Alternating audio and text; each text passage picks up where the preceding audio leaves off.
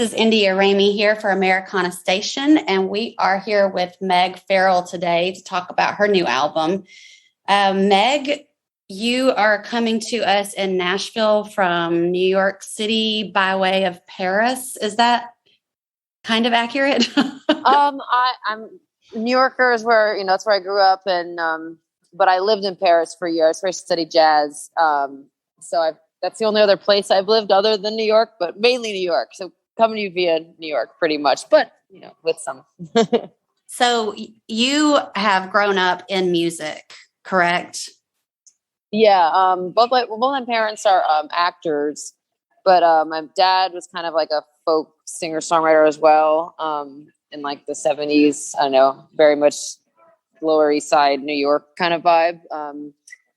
And my grandmother was a piano player and clarinet player. So kind of more like in the household rather than like professional, but it was around me my whole life, Yeah. So you're a New York City kid. What's your favorite part of, I lived in New York for a year and I love it. Like, even though I was only there for a year, I consider it like my other home. So I want to know what your favorite part of New York City is, like your favorite area. I mean, my last apartment was in Park Slope, and I loved that. I was in North Brooklyn for most of the time I lived there. Like I was in Bushwick and Williamsburg. And I mean, I feel like it also comes with age. Like in my 20s, I was like, Bushwick forever, Yeah. But now that I'm like in my 30s, I was like, Park Slope's so pretty. And there's all these nice brownstones and there's little cute babies everywhere in the park. Yeah. And there's like a bunch of nice restaurants. I mean, I think in general, my favorite thing and what I miss the most from New York is like all the neighborhoods and just being in neighborhoods. Like I miss walking. That's what I love the most about New York. And that's why I love Paris too. Like I like cities where you can walk out your front door and then just go for a walk and see what you get into. And I miss that in Nashville because I have to drive everywhere. Yeah. I miss the bodegas too. I really wish that like everywhere had bodegas. I say that all the time. That is actually a big thing I miss. Because like I feel like, when you live in New York, you just get used to 24 hours everything. Yeah. Like there was like numerous 24-hour grocery markets that were like organic. Like I would come home from jazz gigs at like 1 a.m. and then do my grocery shopping. Like I could do that in New York. It's a great city. It's like, it's one of my favorite places in the world. And you're currently in another one of my favorite places in the world, Asheville, North Carolina. Yeah. And so you had a gig there, like you had a gig outside there last night in another part of North Carolina. Mm-hmm. And we're there tonight. Yeah. Cool. Yeah. Playing at the Crow and Quill tonight. Should be fun. Okay. Yeah. I love Asheville. I usually, like before the pandemic, I would get my husband to take me there for my birthday every year. So, nice. Yeah, it's one of my faves. I like the breweries and I just like the mountains. So you're in my happy place and and I'm excited for you. So let's talk about jazz first before we get to this Americana situation. I want to talk about jazz. Sure. So how did you just organically find your way into the jazz world? Tell me how that happened. It was kind of, I kind of fell backwards into it in a way. Like when I started doing music in high school, I was all about songwriting. And I mean, that's kind of the world that I grew up in and what I was surrounded with the stuff my dad would feed me. I feel like he comes from, I don't know, the 60s, 70s folk revival-y songwriter thing of New York. That's kind of like what he was. And so that's kind of a lot of what I grew up with. Yeah. So that's always was my goals. And I was doing that. And I remember I was in college. I had these fans in France and became very close friends of mine. And I just wanted to move to France. I was like when I was younger, I was very unhappy with America. And I was like, I need to get out of this place. And so there was a jazz school I could go to where I could get a student visa and get credit from the college that I was at. So I was like, this is a cool way to get out of Dodge, And I thought I'd been studying classical theory prior to that, like, because I've done piano. But then as I was getting more into it, I was like, classical theory doesn't really make sense for songwriting. Like, I need to learn more modern harmony. And so I was like, I should just study jazz because it'll make me a better songwriter. And so that's kind of how I ended up studying jazz. And I went out to Paris and I did a year in that school. And I wanted to just stay. I couldn't figure out a way to extend my visa. My college was like, yeah, you can get credit, but you're eventually going to have to come back here to finish and get your degree. And I was like, all right, I got to go back to America. And when I got back, I was like, I should just keep my chops up. And I started going to this jam session in New York called Mona's. It was like all old time jazz. And I've been doing more straight ahead stuff in school in Paris. And when I showed up there, it was basically like, I remember I was at a bar in Brooklyn at like the senior year of college.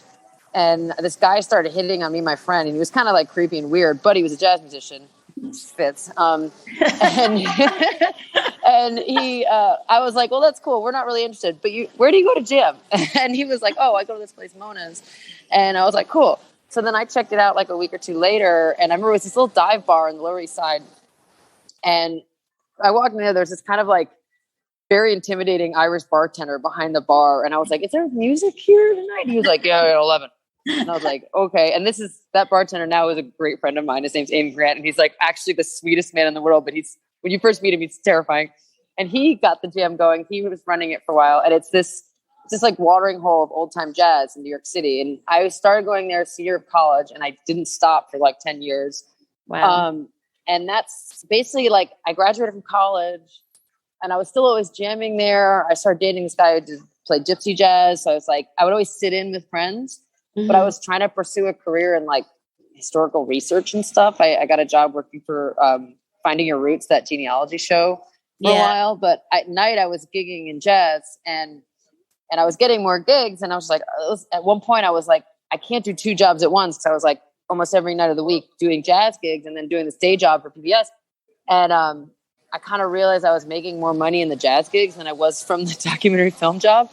So I was like, I probably should just go with whatever's the most money, and it's jazz. That's cool. And so then I just kind of became a full-time jazz musician. And then like 10 years later, I woke up and I'm like, what? Like, what have I been doing all this time? I got into music to be a songwriter and I'm like a jazz singer. What is this? So that's kind of when I feel like when COVID hit, that whole realization hit right before COVID, when I was kind of like, I got into this because I love both songwriting and I love rock and roll and country music. And I love jazz, but I'm not necessarily I like to sing my own words and also do something new and do something that's like, so that's when I kind of woke up and was like, I think, it's time to like, get out of this world for a little bit or like, mix it or open up to a new thing again. Yeah. So that's how I got into it. That's the story. Jazz. So jazz was sort of like, I guess more of like an acquired taste more than love at first listen or a little bit of both. It was a little bit of both because I think I grew like one of the things I grew up with were old musicals. Like I loved Gene Kelly when I was a little girl, and a lot of that early jazz music. When I was studying jazz, which is I think the fault of jazz education in general these days, is they start bebop forward. It's like you think of jazz as straight ahead jazz, as bebop, as that, Yeah. And I liked it, but it wasn't something that I actually like instrumental music from that era a lot better than the singing stuff. So I was just kind of like learned it. But then when I found Mona's, I was like, oh, this is jazz too. It's just earlier. Yeah. And it was all the stuff that I had listed. Like I really loved Bessie Smith when I was in high school and stuff. And I love early blues stuff, which is the source of a lot of jazz music. And so when I found the scene of people playing the early stuff, I was like, to me, I fell in love because it had that emotional content that like rock and roll does. And, the kind of stuff that I like, 'cause I like emotion and rawness and all that. Yeah. But it was technically difficult and it was jazz and people were playing it. And there's horns and there's people jamming. And so that's what I did kind of fall in love with it at first sight. Once I realized there was a scene for it and it was happening, I was like, oh yeah, I did kind of grow up around this sound and I didn't realize it, my grandma loved, Benny Goodman and stuff. And she played clarinet. And so it's like, it was around. I just hadn't like realized. I was like, oh yeah, duh, this is jazz. This is like the 20s, 30s jazz. So. Well, I think it's cool. I think that it's really neat that you have such a strong background in jazz because like, I don't know. I always think of jazz as sort of like next level, talent, difficulty, all that kind of thing. Like I have a big respect for jazz musicians. And I knew a lot of jazz guys in Birmingham that went to UAB School of Music. And I was just always in awe of their versatility and their talent. So I think that's really cool. That's why I want to talk about it. But but you've done an Americana album now. And is this like, would you think of doing, well, this is your second Americana album, is that right? So it's technically my third like original record, but I kind of feel like it's my first because the other two were like low budget little things made in basements, you know? Yeah. So this is my first like real record, you know? Yeah. I don't know. Yeah. So would you say that this is kind of a, going back to your roots kind of things? Yeah. Sorry. Did you get attacked by a bug? Oh gosh. Yeah. Sorry. Yeah. So I think this is definitely going back to my roots, and also, to me, it feels like the most honest record I finally did, because like when I started writing, when I first got into all this stuff, I feel like I had a style, but I wasn't a developed musician then when I was originally writing. And then I stopped for many, many years and was doing this jazz thing forever. And during, you know, when I was playing jazz, I was always trying to kind of get my stuff going again. Because my jazz stuff's all under Sweet Megg, because I was doing all this stylized jazz. I kind of had to have a costumey name. So I was always on the side trying to get like me, Megg Farrell, my normal name, just going. And what I realized when I was in New York is because I gigged every night of the week, I was always busy booking and organizing bands in the jazz stuff. I never finished anything. I thought I did. That's why those first records, I'm like, I liked them, but they weren't finished. Like I never was thoughtful enough or slowed down enough to like really write the songs, critique them, really come up with what I wanted the band to do. I feel like those first two records, I was kind of like, what do you think? We got a day to do this. Yeah, the bass line works. Cool.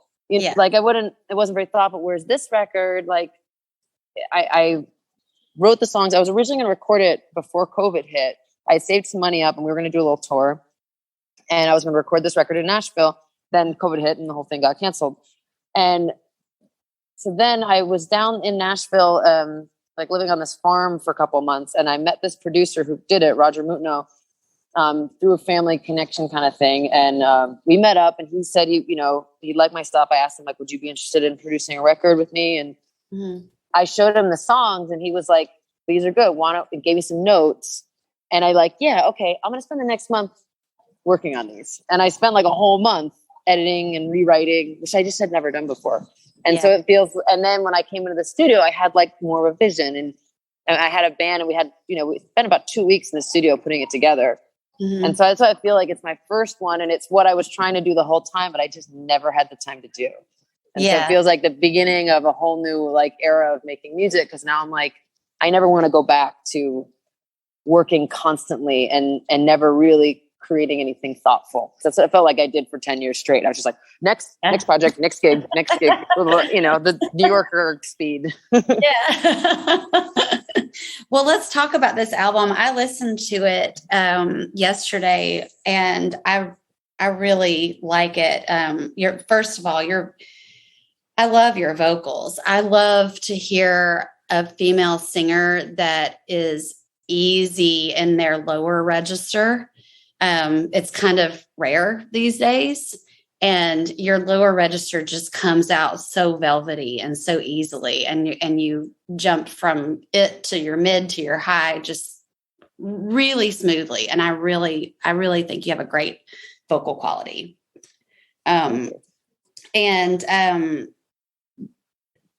So the song that grabbed me, well, it was the first one. I mean, it wasn't an accident that it was the first one. It was first. but that really grabbed me was Waco, because I'm a sucker for that kind of Tarantino grittiness. And it gave me all the feels. So I want to talk about Waco for a minute. Tell me about that song. That's got a fun story to it, actually. I love that song too. And it came out of, I did this crazy trip. It was a couple of years ago. I was on tour with this band, Mama Duke, who are good friends of mine up in Brooklyn. And we had this loft space together for a little while called Unit J. And in this time, we were trying to make our little loft scene a thing and like spread it around. So we were like, let's do a tour as a group. It's like Unit J on the road. So we were all the Unit J artists were getting down to South by Southwest to play a little like showcase thing. And I was going to be on the road with my friends, Mama Duke. And basically the night before, or the night of, we were always supposed to fly down next morning. There's 2 huge snowstorms hit New York. We're coming to hit New York. So all the flights got canceled. And there were 2 like snowstorms like moving this way and this way towards New York. And we needed to get to Texas. And so we were like, okay, we're renting a van and we have to leave now. Because if you don't leave now, the snow's going to hit and we're not going to be able to get out of here. So we rented a car and we had to wait for one guy to get out of a gig. And so at 10 p.m. at night, we left New York City and we drove to Texas. It took us 36 hours altogether. And it was the first 9 were straight through unplowed blizzard highway. It was a wild ride. But because we were basically up for 36 hours and that's how we started the tour, it ended up being like a week of just insanity. It was just like the energy was very intense. And I remember after we were in Texas, I remember I woke up, I've been asleep for like 9 hours or something in the back of the van. And I woke up and we were in Waco. And for some reason I was like, that's a funny sentence. Woke up in Waco. I just like that sentence so much. Yeah. And so we arrived in Austin the next day and we were staying at this weird, like compound. There was a couple cabins and then this like weird house on stilts. And it was run by these like fire thrower people. And I had this little box car that they turned into a room and I was sleeping in the box car and we were having one of these crazy nights. We had a big wrestling match on this big wrestling mat they had for us. And it was around 3 or 4 in the morning. And I remember me and my 2 friends were listening to Tom Waits and we were like super stoned and just like late at night sitting in the box car, just like listening to Tom Waits really heavy. And I remember I was like, guys, you need to leave. I need to write the song. You guys need to leave. And I like kicked them out and I like hummed some of the song into my like voice memos and then I like passed out. And then I woke up the next morning and I like listened to it and I was like, this is a song. I was like, this is actually a song. Yeah. And I had like, it wrote most of the verses that day, I think. And then I just kind of like wrote it out from the voice memo and kind of just like tweaked it a little bit. And then it became Waco. And so that's the generation story of the song. And a lot of the imagery comes from like, you know, it's kind of like at that time I was having some interesting, weird romances that were around from tours and which lend itself to weird images, you know, like people in different cities. And I don't know. So that's where a lot of the strange images come from. It was like different things people had said throughout the while. And I kind of, I don't know, mashed it together and I had Tom Waits in my head. So, you know, Tom Waits was your muse for Waco. Yeah. I love the feel of it. And that brings me to my next question. Tell me again who produced the album. Roger Moutinho. I think that the entire album is gorgeous, and I would like to know what the process was like when you guys were recording. Who did you have play on it? Who was your band? We had Thor Jensen on guitar, Chris Gelb on drums, Alex Bingham bass, Jules Belmont on steel, and then did rhythm and singing. And the way we did it was we had Thor, Chris, and Alex and me. I was isolated, but the rest of them were in one room, and we did basically all the live stuff over about 3 days. And so we did every song and played it live. And then Bingham went back to Virginia. He's a good friend of Chris Gelb's, and he's just a great bass player. And we kind of have a rotating bass slot with the band, but Thor and Chris are always in the band. And so he went up to Virginia, and then the 3 of us kind of finished it out and with Roger. And, you know, after that was done, I did a couple of days of just me and Roger, and we kind of overdid the vocals, redid some of my guitars. Then we had a guitar day where we did a day with Thor, and he just kind of layered stuff on each track. And we kind of had fun with sounds. Thor is really fun to work with because he's a big sound guy, and he's like him and Roger both love pedals and exploring like the possibilities of sound and what the guitars can do. And so them together was fun to watch because he's like, what if we put this pedal to this pedal and then this thing? And it's, oh, that's cool. And like one thing we did, which was really cool, was for Waco, I love this. I actually have a video of just this, but we put his guitar through this crazy pedal through a Leslie amp, like those organ amps in the back. And then we recorded that and it made the coolest sound. So those like weird ambient, like, in the background is all that like couple pedals guitar through a Leslie in the back. And that was really fun for that. That was like my favorite part, I think, of one of the tracks is just the Leslie track on Waco. So that was, that we did that. Chris said another day, we did a day with Chris where he did a bunch of percussion and we layered that over it. Mm-hmm. So that was the process. It's like half live, half. Those were the things that that really just stuck out to me. Was number one, the guitars are stellar on this album. I mean, just like really shine, and the percussion. I had it written down that I was going to ask you who did the percussion because there's some really cool original percussion stuff on it. Yeah. Well, both Chris and Thor come from my world of the jazz world. So Chris particularly, I mean, he's just my favorite drummer in the whole wide world. His two favorite styles of music are like metal and old time jazz. Yeah. And so he he lived in New York with me for a while and he's in Sweet Megg. He does all the trad stuff with me, all the like 20 stuff.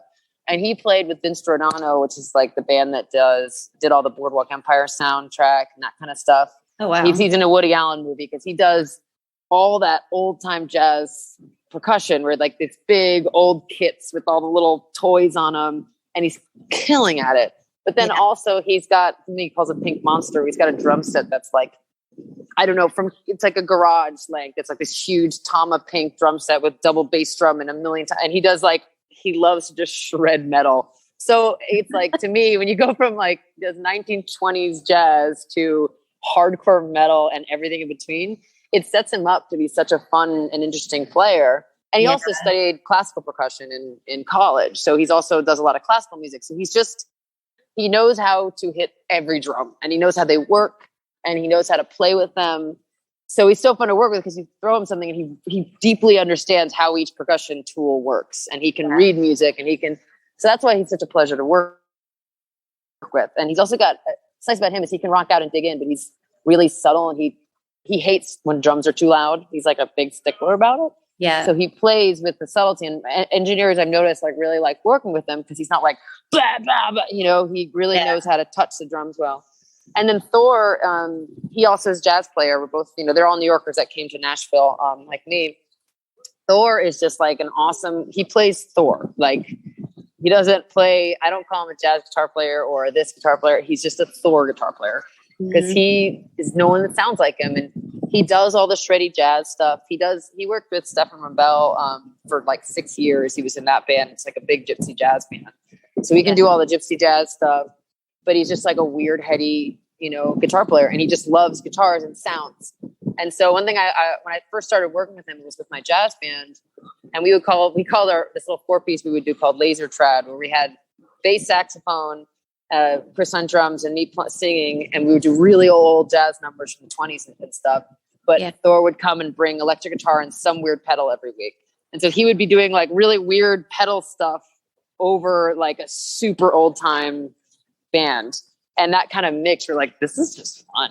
And that's kind of like his background. Like he can just play anything. And so working in Americana with them is interesting because we're pulling all these genres into one. And that's kind of, they brought that, like their voices are in this record. Like that is very much what they brought to the table. And they made these songs pop. It wasn't my idea. It was their ideas that made a lot of this pop.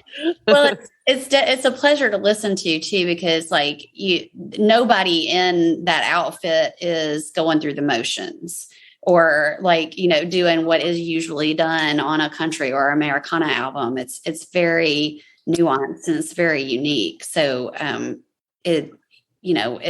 it makes it stick out to me. Like it makes it in a really good way.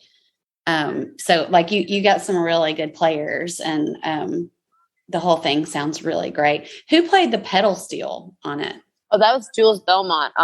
He's also another great player. We went to college together at Sarah Lawrence and we were in the blues band together and I hadn't seen him since college. And then when I moved to Nashville, I realized he was there and he's a guitar player. He does a lot of jazz but he's been doing steel the past couple of years. And so he was a perfect fit because he, the same as, everyone in the band, everyone plays jazz, but also does country and Americana. But it's just, I feel like once you do play jazz and are into that, it's just easier to work with other people with that outlook. Cause it's just like, we're used to improvisation and like using ears more rather than writing out. And so he just was a good fit for us. Cause Jules is cool. Cause I like him a lot because he really knows the country stuff a lot better even than like, the rest of us. And he can make it sound like a classic country thing if it needs to, but he can also go weird. And he's got that full spectrum. So he was cool to bring in because he when his lines that came in, they were like just what it needed. And they sourced with so much, like he knows the history of it. He knows what it's supposed to sound like, but he also can add the little spark and he can follow where Thor goes and, Yeah. He's a really cool player too. How do you feel like the umbrella genre of Americana sort of like makes room for you to blend all of your different passions and styles together? I really like it. And I'm glad I can use it because I feel like I've struggled for a while to figure out what to call what I am. And it's because it's like definitely country influence, but I feel like I can't call it a country record. It just, that's not what it is. It's not, and I can't call it a blues record. It is a rock and roll record, I guess, but it has, it sources from, more rootsy stuff, more American stuff is in the background. So that's why I like, when I figured out the label of Americana, I was like really happy. I was like, yeah, I could call it that. I could call it Americana. I feel like safely because, and I think my goal with it is to, I don't know, I don't want to be constrained by being in a genre too much because it's the Sweet Megg stuff I do. Like that is very genre specific. It's like we're doing 1920s jazz, or this is a Western swing record, or this sort of old time rock and roll record. And I like that with that music and so that's one of the reasons I don't I'm releasing stuff under two different names because one is defined by a genre and the other one is like, I can make this whatever I feel like. Yeah. And that's kind of what I want. I want it to just be what comes out. And like I'm starting to write the next record and like, it's definitely getting heavier and more like rock and roll, but then it's also another bug. Sorry. Wait, I just turned my video off. That's okay. Sorry. Still a city girl at heart. I'm like, ew, ant, ew. I grew up in the country and I don't like bees either. So I think it's great. I'm really glad to have it as a tool, as like something I can say I am so that I can move forward. And, I don't know. It's a useful term. Yeah, I feel like I feel the same way because I mean, like overall, I'm more country than anything, but I also love metal and I like rock and roll. And so like the Americana umbrella sort of lets me put my fingers in all those different pies. Mm-hmm. I appreciate the Americana world for being so inclusive. Yeah. Of different genres. It makes it more fun to be able to mix stuff up like that. Let's talk about some more of your songs. Midnight Train. So I love a good leave-in song because I've left things as well. So tell me about Midnight Train. That one was, it's a leave-in song. I was in a long relationship with someone who's beautiful, wonderful man. And it wasn't a bad breakup in that something, went terribly wrong, but it was a bad breakup in that we loved each other deeply, but it wasn't right. And we had to separate. And so I feel like I went through a couple years of figuring out how to it was like about 6 years we were together. We almost got married and then it kind of fell apart. And so it took me 2 years of revolution to kind of get out of that. And Midnight Train I wrote right in the center of that, kind of when I was moving to Nashville. Because that was one of the things that he hated Nashville. He's a New Yorker. He's a jazz player. He wants to be in New York. And I really was unhappy there. And I really wanted to leave. And he hated Nashville. And we came down and that was like one of the big things. So it was kind of like when I finally was alone, I was like, I can go to Nashville. And so I think that it's kind of, there's different just imagery. I mean, the second verse is I literally was sitting on the mattress that we bought together, and we really liked Harry Nilsson, and I was listening to Harry Nilsson getting super sentimental about it. But it's kind of about like the transition and moving on to the next thing. And there was someone else in my life that I wanted to fall in love with, but it was really hard to consider that, even with leaving this one behind. But I knew it was time for a new phase, but it was terrifying. And that's kind of what the song is kind of about. It's like joyful and sad at the same time. It's like, woo, I'm leaving, but also like, it's so scary. It's bittersweet, right? Yeah. I think I've been there, and a lot of other people have been there. So I think that song will resonate with a ton of people. And so one of my favorite things too is in Mama Said. There's a line in it where you say it's a good life if you don't weaken. And I wonder, have you ever heard of the Tragically Hip? Okay, the Tragically Hip are like the Rolling Stones of Canada, and they are my favorite band of all time and my husband's favorite band. I'm not Canadian, and neither is my husband, but we love this fucking band. And that's the title track of one of their songs. It's a good life. No way. It is. And I want you, like, after this interview, I want you to listen to that song, because Gord Downey he passed away a couple of years ago, but Gord Downey was a poet. I mean, he was an amazing writer, and that song is so moving and so beautiful. And oh my gosh. So like it all, like, that resonated with me like a million ways. So tell me what that means to you. It's a good life if you don't weaken. That's amazing, because that sentence is like the basis of that whole song. That line comes from my grandmother. I never met my grandmother, but my mom's mom. My mom is Christine, so that's what the album's named after. And her mom came from Ireland, and she said that my mom always has these like Irish phrases that she whips out, and she always said whenever she's saying an Irish phrase, she does it in an Irish accent. She's an actress too, so she's a very performative person. But I feel like I can tell it's stuff that her mom said. She really loved her mom deeply, and she lost her when she was younger, like I think 20s or something, to cancer. So I think me and my mom have a very close bond, because one thing she said is she's like, I didn't get my mom through my adult years, and I'm so happy that I can be there for you in your adult years. And I think of her all the time, looking down on us and helping us get through stuff. And apparently she was a real tough cookie. And like my mom said, like one thing she would do is she would drive them around the rich neighborhoods of Jersey. I grew up across the river in Jersey, like next to the city. And that's where my mom grew up too. And she would take them around the rich areas and say, see all these people terribly unhappy. And another thing she would say is that when my mom was like, getting really whiny or something, or complaining, like, oh, it's so hard, she'd go, it's a good life if you don't weaken. Yeah. And my mom always says that. And that's kind of what she told me that. And I was like, that's badass, because it's true. And she comes from that Irish background of like, yeah, well, life's tough, but you get over it. You keep going. And this song came from the fact, it's a lot of the fight I've had with, alcohol and different things like that in my past. And that's something that runs deeply in my family. Oops, sorry. Phone just went thing. Mm-hmm. And we're back. It runs in my family, and it's something that with her, she never had a problem with it, my mother. Mm-hmm. And she, on purpose, because she had so many aunts and uncles, mainly men in her family, who were, like Irish tend to be stable alcoholics. Like they don't go to AA and they're happy, and they're happy-go-lucky alcoholics, but they're alcoholics. Yeah. And she really hated that. So her whole life, she never really drank much. And she always say, like, my whole life, whenever she saw me drinking, she was like, Meg, you're Irish. Yeah. It's in your blood. Yeah. We can't handle it. So they say we're allergic to alcohol.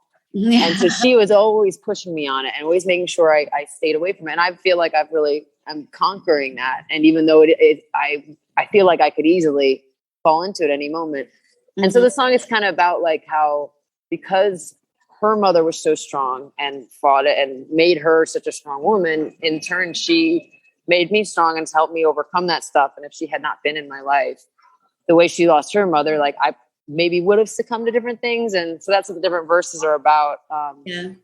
You know, like the second verse is like, I say her mom's sister died, but it was my grandmother's sister grew up with us. And I never knew the story, but my mom told me like she was a severe alcoholic and she died one night in her bed in her sleep because they left town and she went on a bender. And that's how Anastasia died. And I never realized how deeply it was. And so that's something I think about, is that like she dealt with it and saw it in the family and she fought. And that's one of the reasons I'm not like that. And I survived the tradition. And so the song is an homage to her and my grandma and the strength they've given me. And the last verse is about, you know, like the strength they've given me and also my partner now who's really there for me. And I hope that, you know, it's through these people in my life that I can keep going. Yeah. And now I hope that he'll be with me and he'll support me, you know, in certain ways. Not that, you know, I need someone to be alive. I don't mean that. I'm not codependent.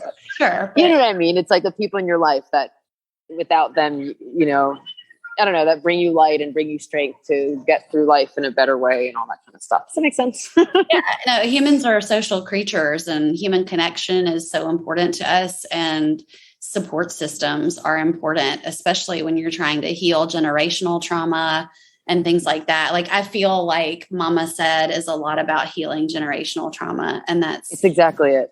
That's a really beautiful thing. So I really appreciated that song. I'm curious though, like I've told you what my favorite songs are. What's your favorite song on the album? It's actually those Mama Said and Midnight Train. Those are my favorites. I think my other favorite is Damaged Goods. Yeah, tell that me one. That one.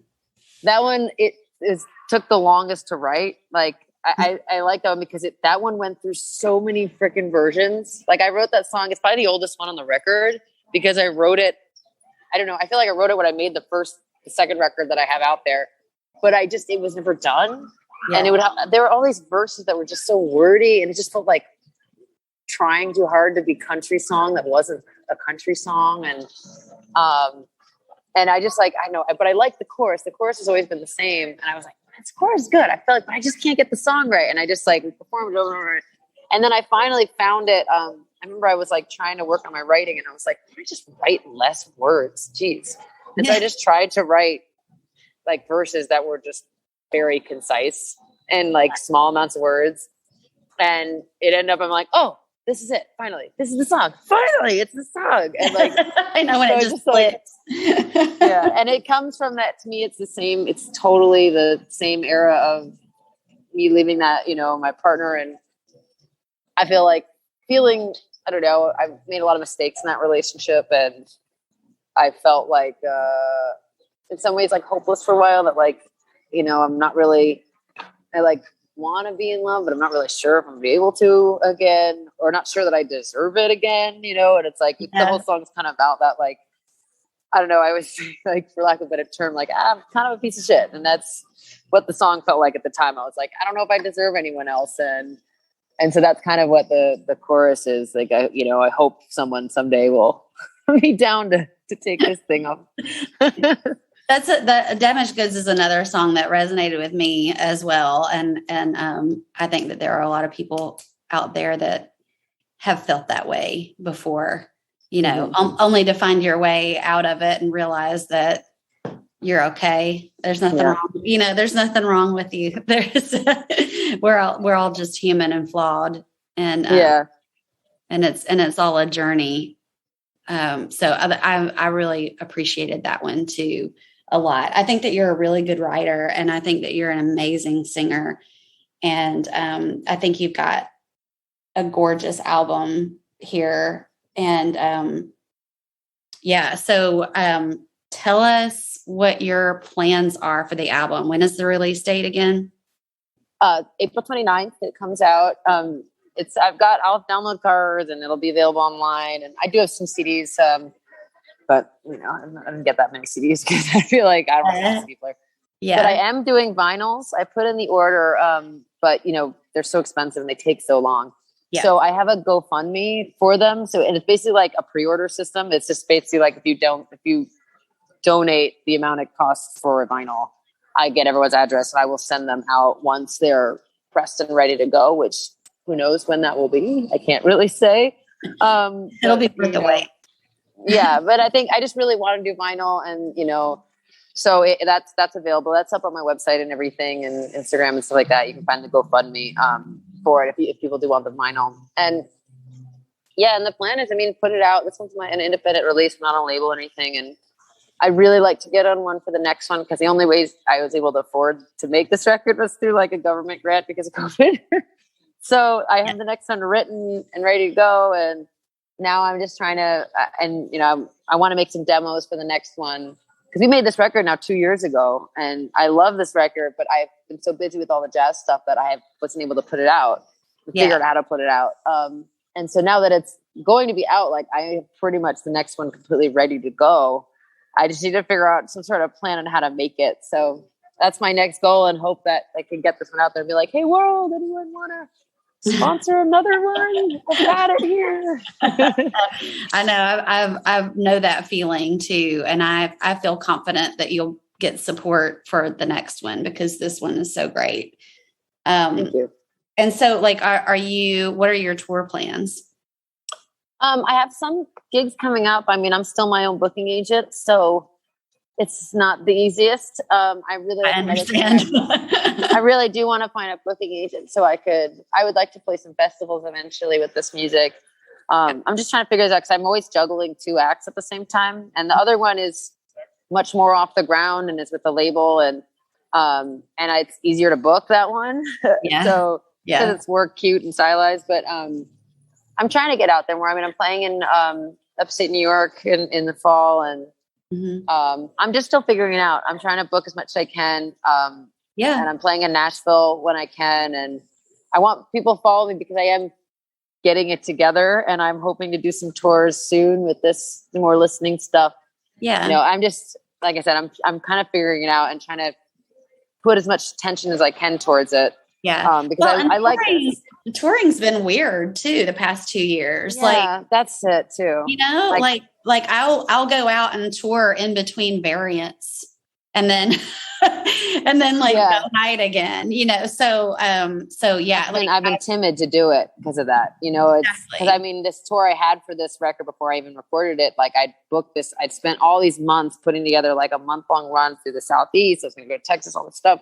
Yeah. And then COVID happened, and it's so much work to book a long tour. It is. That I just keep being like, do I want to do that? Like, what is it? And I'm booking these like small little runs. And that's kind of, I think, what I'm going to do for a little while is like, do a little thing up here, a little thing like go to New Orleans for a little bit, or go to Texas, or go from Nashville. And that's why Nashville's such a great home base for now. Yeah. So that's kind of what I hope. So if you follow me online, like I will, that's kind of my upcoming schedule is going to be little runs here and there. And I'm going to try to hit as many cities around circling Nashville as I can. And I'm always up in New York. So I'm always playing Skinny Dennis in New York every month, because I can't get away from New York. I love it too much. So I fly up way too often and play in New York. So. I would too. Like I love it too. So, ain't no shame in that. Yeah. So, Meg, I've really enjoyed the time that we spent together, and I'm going to let you go because I know that you've got like a lot of shit to do and you've got a show tonight. But really great album. And, to our listeners, definitely, follow Meg on, the socials, all the socials, and check out her GoFundMe, and most definitely check out her album, Christine's Daughter. Thanks so much, Meg. All right. Thanks so much, Indy. Great talking to you. All right. Take care. All right. You too. Bye. Bye.